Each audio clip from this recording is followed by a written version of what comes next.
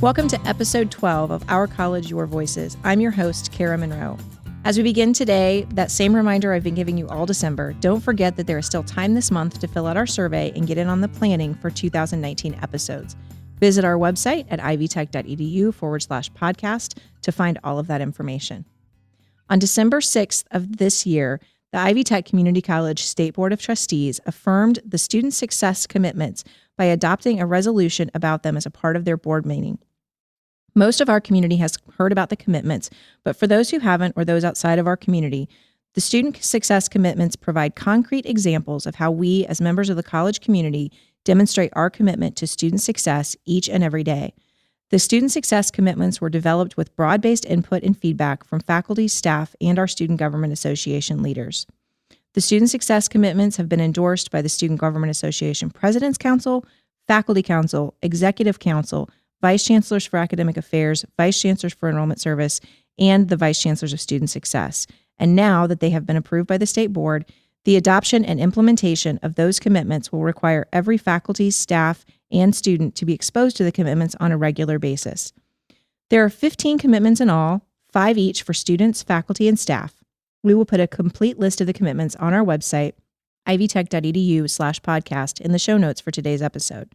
This is the first of many episodes in which we'll be discussing the college's student success commitments, and in today's episode, we are going to focus on the staff commitments.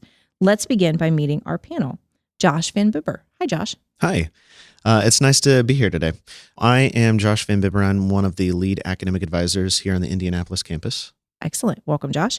And Lisa Moore. Hi, Lisa. Thank you. It's good to be here. My name is Lisa Moore, and I serve as a decision support specialist on the Terre Haute campus, and I've been with the college for 18 years, so I've had the opportunity to be in quite a few roles, from academic advising to admission and even career development. So I'm excited to talk about the commitments today. Excellent. Welcome, Lisa. So thank you both for joining us today. I'm going to ask that the two of you take just a minute, because again, the first thing we want to do is just expose folks to the commitments and ask if you would read them out for our audience. Sure. So the first commitment is making eye contact, smiling, and saying hello to everyone on campus. The next one is celebrate positive student behavior and intervene when vulnerable behavior is noticed. Engage with students, staff, and faculty. Establish a personal connection. Establish clear and coherent practices and processes for students. Eliminate barriers and make others aware when needed. Know your campus resources and direct students to them when needed. Thanks for reading those out to both of you. Why do you think the commitments, and you can focus on just the staff commitments or the entirety of the 15 commitments, why do you think they're important?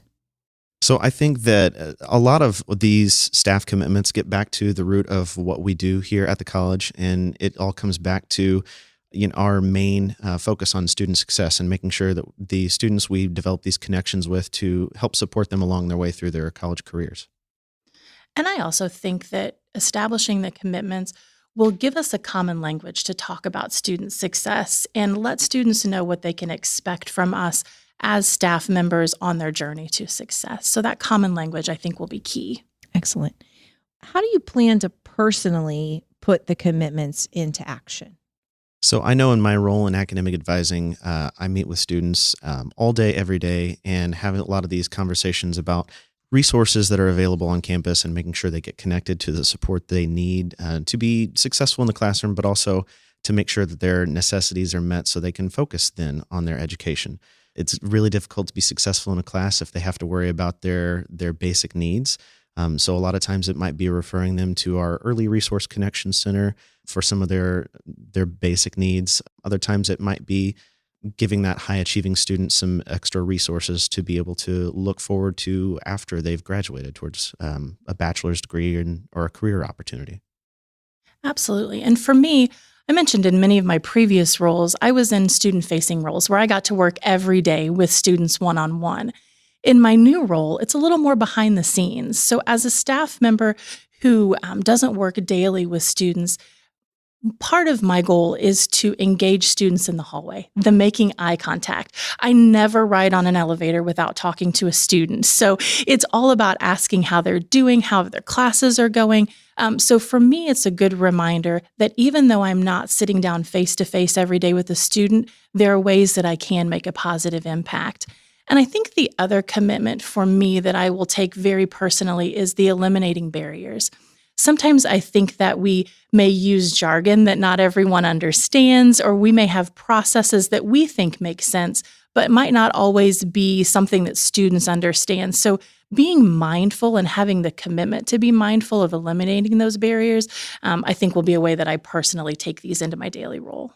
This is the group of commitments that I personally resonate with as well as a staff member. And especially the one about knowing resources, being here on the Indianapolis campus, I don't always know where things are. And so walking with students to testing resources and those sorts of things has been really important as I've started to think about how I'll implement them. Kara, I'll say that by no means do I know all of the resources too, but it's working with that student to be able to say, actually, I don't know that, but let's get you connected with this other person on campus. And if your schedule allows, walking with the student to go and meet that person so they've got a familiar face to put with that resource too. Yeah, absolutely.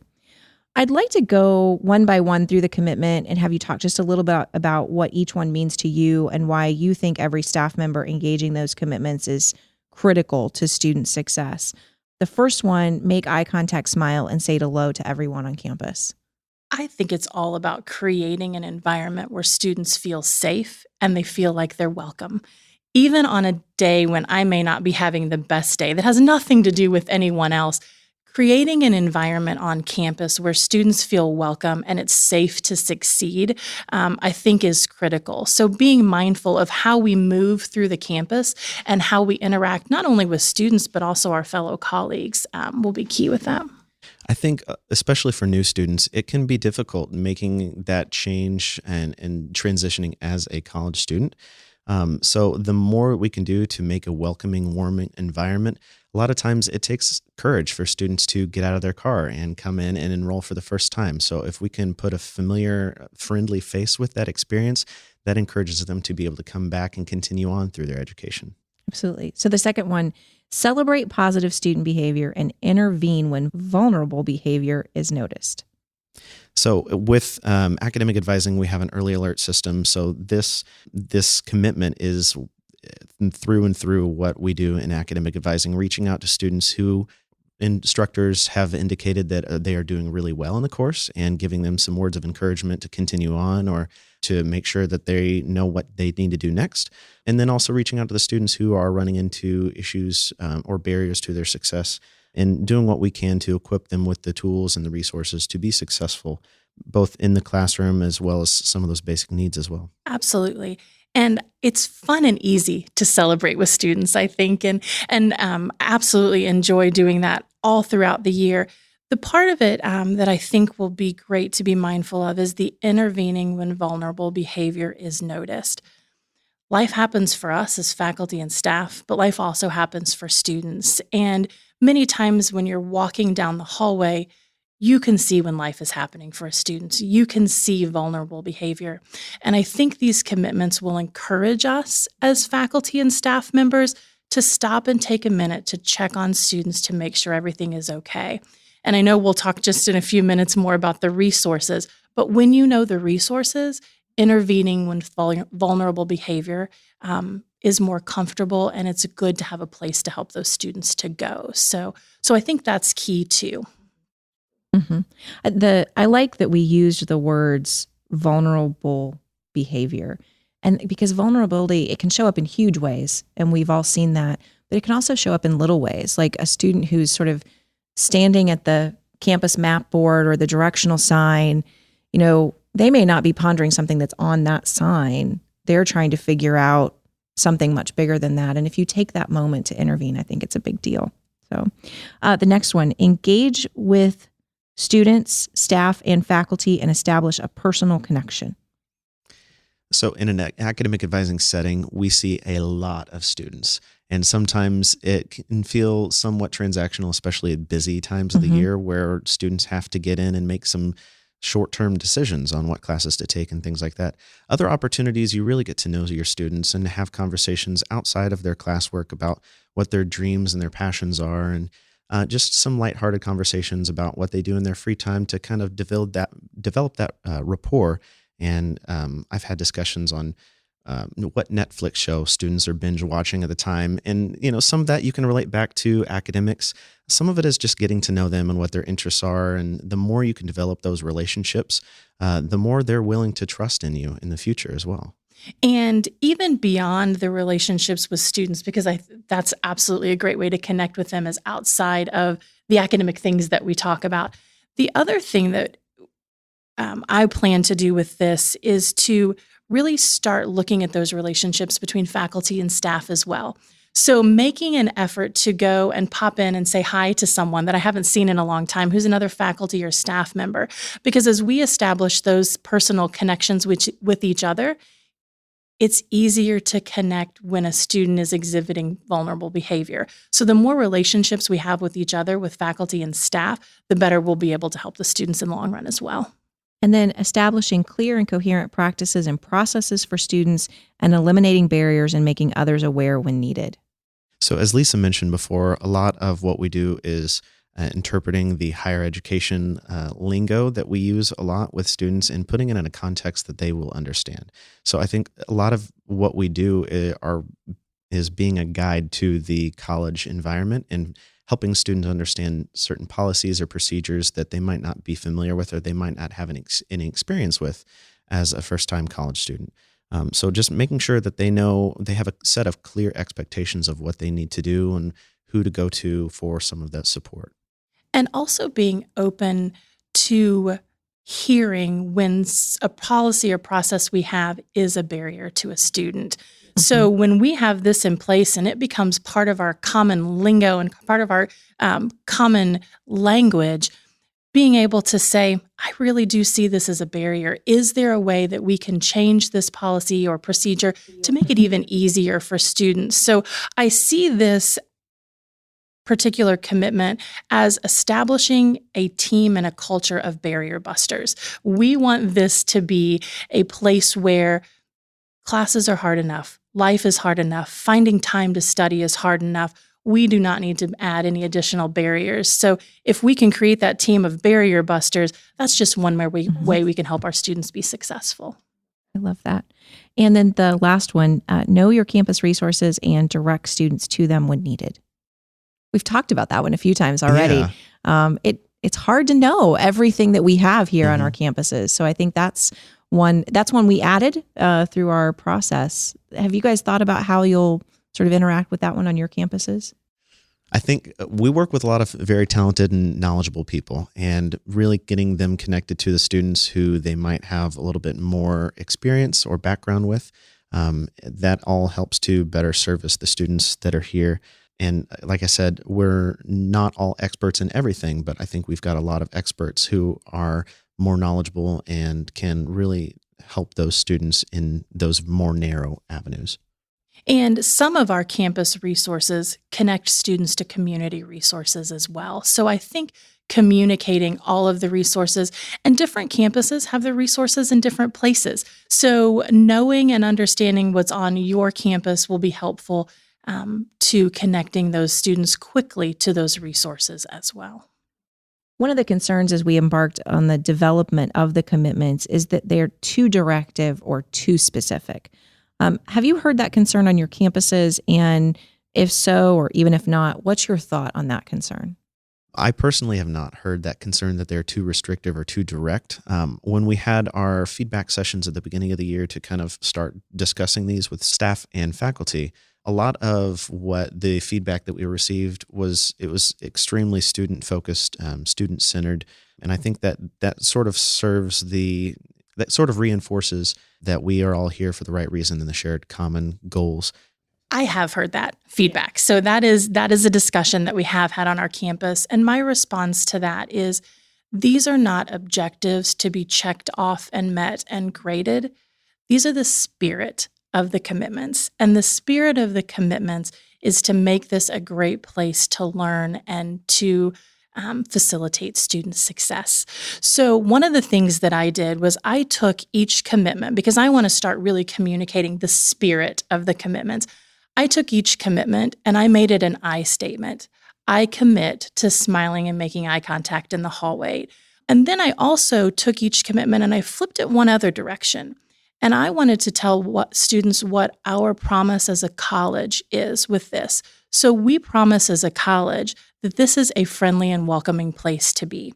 So it's not all about meeting an objective of a commitment. It's all about the spirit of that commitment. And I think when we start talking about taking personal ownership and how it looks for me in my day-to-day job and how it looks for you in your day-to-day job, that's how the commitments get embraced. That's how they get rolled out. And that's how they become part of our culture of success.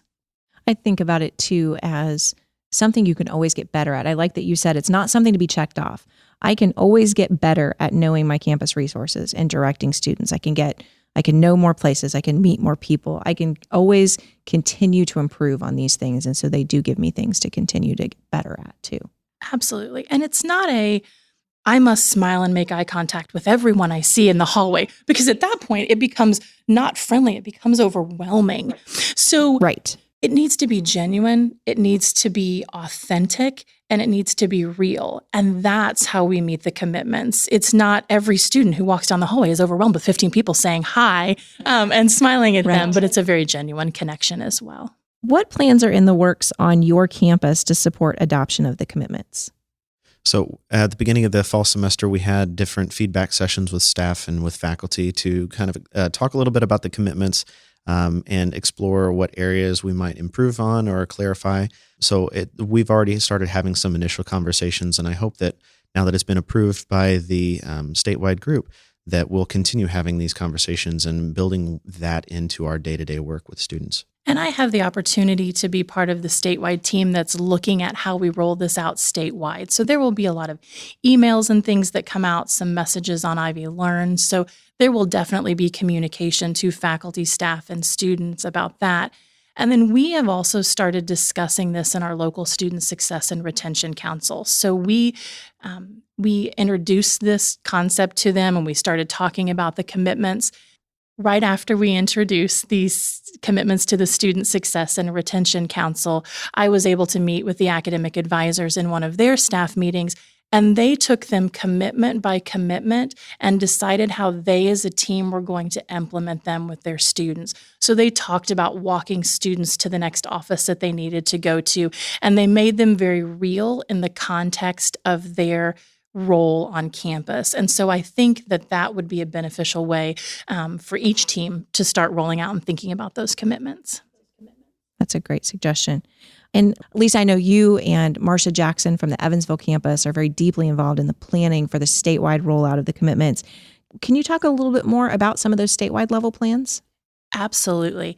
So we are looking at getting things printed so that these are plastered all over campuses around the state. So this message of commitments for students, faculty, and staff will be front and center as people come to campus in January and then on into summer and fall. So 2019 will be the year of commitment rollout. Like I said before, there'll be a lot of emails, a lot of different things that will come out through Ivy Learn.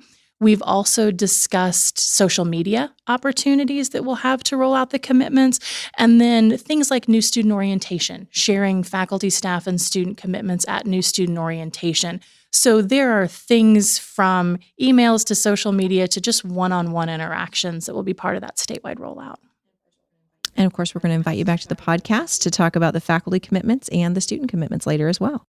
In each episode, we ask our listeners to engage in a call to action. Our call to action this month, read the commitments. They are available on our website, ivytech.edu/podcast, in the show notes for this episode, which is episode 12. If you've already read them, let us know how you're engaging with the commitments by dropping us an email or engaging on Twitter. We'll give you all the information in just a second. I want to thank again the members of our panel. Josh Van Bibber is the Lead Assistant Director of Academic Advising for our Indianapolis campus. You can reach out to Josh by email, jvanbibber, jvanbibber4 at ivytech.edu. Lisa Moore is the Decision Support Specialist at the Ivy Tech Terre Haute campus. You can connect with Lisa on Twitter at MOORE LISAJO. I'm your host, Kara Monroe. You can connect with me on Twitter at KNMTweets. Our producer is Ann Penny Valentine.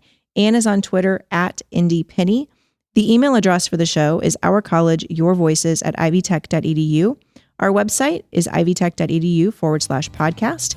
It is maintained by Tracy Allen. Production assistance is provided by Becky Campbell, Sarah DeWitt, and the Ivy Tech Community College marketing team. Podcast concept was by Matthew Pittman. Our theme music, recording, and post-production services, as always, provided by the incredible Jen Eads at the Brassie Broadcasting Company. And we will see you next time on Our College, Your Voices.